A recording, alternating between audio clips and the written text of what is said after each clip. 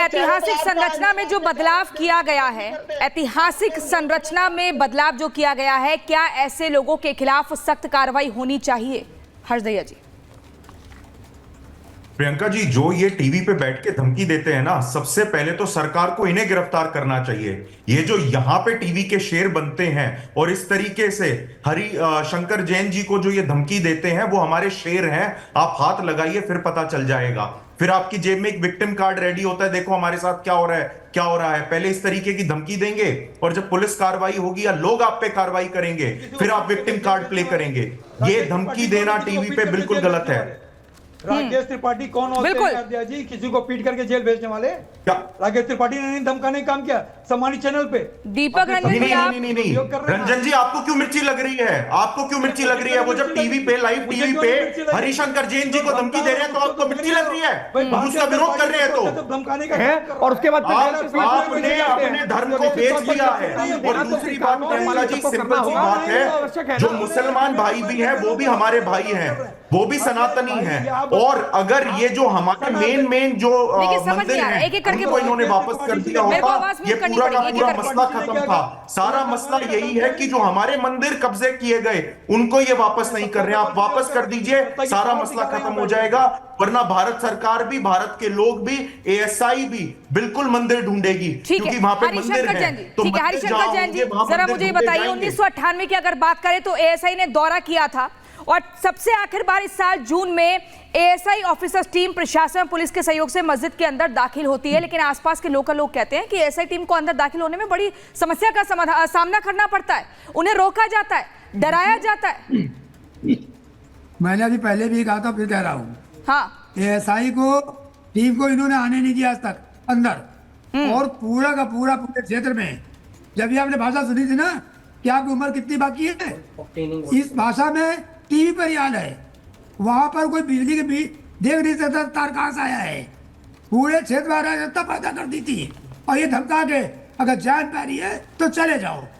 ये भैया चलेगा, कितनी जान ले लेंगे? बहुत लोग हमारे से जान देते हैं, जान की कोई परवाह नहीं है। पर अब हिंदुओं पर जो अन्याय हो रहा था वो अब चलेगा नहीं। याद कर लीजिए इस बात को। मेरे ऊपर आप क्या पूछ रहे हो? मेरी स्थिति भगवान की रहेगी? नहीं रहेगी, नहीं रहेगी। हम तो पूरे कर चुके हैं। लेकिन हरिशंकर जैन जी, मुझे बताइए, जो गलतियां हुई हैं अब उन्हें सुधारा कैसे जाएगा? हरिशंकर जैन जी, जो गलतियां हुई हैं उन्हें सुधारा कैसे जाएगा? क्योंकि तस्वीरों में काफी बदलाव दिख रहा है, कैसे सुधार करेंगे, कैसे आगे साबित करेंगे? ये मैं साबित करूंगा, हमारे पास सारी एविडेंस है, और जब कोर्ट में एविडेंस होगी तब मैं साबित करूंगा।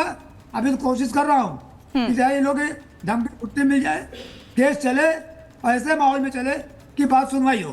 इस तरह के माहौल में कि साहब हम गोली चला देंगे, आपको मार देंगे, तो इसमें न्याय प्रक्रिया नहीं हो सकती है। और इस तरह का माहौल कृपा करके आप लोग पैदा ना करें, शांति माहौल रखें।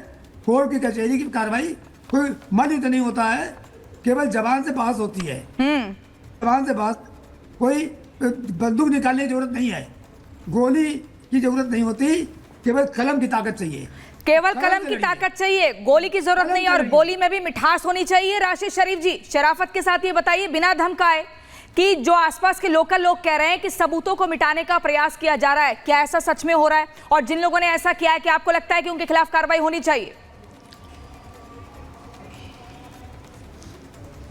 जी मैडम, बिल्कुल कार्रवाई होनी चाहिए। बच्चों को, 4 बच्चों को मार देते हैं, उन पे कार्रवाई होनी चाहिए। जो मस्जिद में घुस रहे हैं उन पे कार्रवाई होनी चाहिए। जो शिवलिंग को ढूंढ रहे हैं उन पे कार्रवाई होनी चाहिए। यहाँ आज वो दंगाई नहीं दिखते हैं, वो आपको बच्चे दिखते हैं। वो दंगाई नहीं दिखते हैं आपको, बच्चे दिखते हैं वो। अरे बच्चे हैं, अरे नहीं, बच्चे दिख रहे हैं आपको, अरे जो माहौल बिगाड़ते हैं, जिनके पास हथियार होते हैं, वो बच्चे दिख रहे हैं। एक चीज जैन जी, आपको एक और यह बुजुर्ग व्यक्ति को आप धमका रहे हैं, वो बुजुर्ग नहीं दिख रहे हैं आपको। शहरों से हटा देते हैं, कारोबार से हटा देते हैं, कुंभ के मेले में मुसलमानों को भगा देते हैं। ये क्या चल रहा मैडम? ये क्या है? ये हिंदुस्तान है, ये सब हिंदुस्तान हिंदू मुस्लिम भाईचारा है। यहाँ पे हिंदू मुस्लिम सिख ईसाई का है, ये किसी एक धर्म का बिल्कुल होता ना होने देते। ये होता ना होने देते। ये सब जितने भी, मैं जैन जी की इज्जत करता हूँ, बहुत इज्जत करता हूँ जैन जी की, मगर ये जितने भी है सब जो पैनल में बैठे हुए लोग, अरे सुनिए मैडम, जरा सुनिए मैडम, 1 मिनट। वो भी सहम गए, मैं यहाँ पे रमजान का महीना है, मैं सबसे पूछना चाह रहा हूँ, सबसे आपको रमजान की अहमियत नहीं? हमारे रमजान मुबारक की आपके पास अरे इज्जत नहीं? रमजान का पाक महीना हम मुसलमान हैं, तो अगर आपके त्योहार में हम खुश हो, आपके त्योहार में हम खुश होते हैं, तो आपका भी काम है कि हमारे त्योहार में आप भी खुश होना। तो सनातनी सबूतों को मिटाएंगे, ऐसा आरोप लग रहा है। अगर रमजान का महीना है तो सनातनी सबूतों को मिटाने की इजाजत दे दी जाए। राशिद शरीफ, अरे जरूरत ही क्या है मैडम हमारे को मिटाने की? राकेश ये तो काम आप त्रिपाठी लोग जी, कर रहे हैं। राकेश हमारे को त्रिपाठी जी, इसकी जरूरत ही राकेश नहीं है। त्रिपाठी जी हमारे बताइए, बीच जो 4 दंगाई जो जिनकी इस पूरे मामले में मृत्यु हो जाती है, वो कह रहे हैं कि बच्चे हैं, उनको बच्चे बता रहे हैं, उनको दंगाई नहीं बता रहे हैं। नहीं, जिनको देखिए दीपक रंजन जी को भी बहुत नागवार लिया गया था। सच बात यह है कि मासूम बच्चे ही तो होते हैं, मासूम बच्चे होते हैं। बिल्कुल सहमत हो जा रहा हूं भाई, राशिद शरीफ आपकी बात से सहमत हो जा रहा हूं। लेकिन राशिद शरीफ जैसे ये मौलाना ही भड़का करके उनको दंगाई बना देते हैं। अभी जैसे कह रहे थे ना, ये ऐलान किया गया कि हमारी मस्जिद पे किसी को घुसने नहीं देना, सर्वे नहीं होने देना है, हमारी मस्जिदों को छीन लेंगे। ऐसी तकरीरें करके लोगों को भड़काते हैं और मासूम बच्चों को दंगाई बना डालते हैं और दंगाई बन जाते हैं। फिर उनकी मृत्यु इस तरह से होती है, फिर उसके बाद आंसू बहाते हैं, फिर उसके बाद आकर के राजनीति करते हैं, झंडा फहराने का काम कर रहा था। बहराइच का राम गोपाली ने दंगाई नजर आता है, जो झंडा फहराने का काम कर रहा है। और महत्वपूर्ण, बोलिए जल्दी जी। देखिए प्रियंका, एक बात और महत्वपूर्ण है। देखिए ये केवल इसका मसला नहीं है। आप देखिए कि ये कह रहे हैं एएसआई को अंदर नहीं घुसने दिया, बिजली के कनेक्शन ले लेते हैं भाई, चोरी करते हैं, उस पर दादागिरी करते हैं। बिजली के कनेक्शन मस्जिदों में से लेकर के और मौलाना के घर तक, इवन समाजवादी पार्टी के सांसद के घर तक आप बिजली चोरी से चलाते हैं और दादागिरी और वो आरोप लगे हैं, उन पर कार्रवाई हुई है। लेकिन समाजवादी पार्टी के दीपक रंजन को दिखाइए जरा। दीपक रंजन, मुझे बताइए, शिवपाल यादव क्यों कह रहे हैं कि मुसलमानों पर अत्याचार हो रहा है? कब तक ये तुष्टीकरण की राजनीति करेंगे? कब तक ये सब चलेगा? ये नहीं दिख रहा है कि नियमों की अवहेलना हो रही है, मुस्लिमों पर अत्याचार। तुष्टीकरण की राजनीति करके वोट लेने का काम भारतीय जनता पार्टी करती है। अभी आप बात और बयानबाजी आप लोग कर रहे हैं। आप दिवंगत रामगोपाल मिश्रा की बात कर रही ना, ये मैं नहीं करता, मैंने आरोप नहीं लगाया था। इनके भारतीय जनता पार्टी का जो विधायक है, माननीय विधायक सुरेश्वर सिंह, उन्होंने आरोप लगाया था। उन्होंने अपनी मुझे बताइए, शिवपाल यादव ने ऐसा क्यों कहा कि मुस्लिमों पर अत्याचार हो रहा है? ये भड़काने का वाला बयान क्यों देते हैं कि माहौल भड़के, दंगा फसाद हो? भड़काने का बयान नहीं दे रहे हैं कोई। हम देखिए, एक तरफ तो कहते हैं कि भाई अभी कुंदरकी का रिजल्ट आया, कुंदरकी के लिए उन्होंने मुस्लिम भाइयों का आभार प्रकट किया कि मुस्लिम भाइयों बहनों ने हमको वोट देने का काम किया। वहां के जीते हुए विधायक ने भी आभार प्रकट किया। अगले दिन उन्होंने क्या दिया गिफ्ट में? 4 लाशें दी।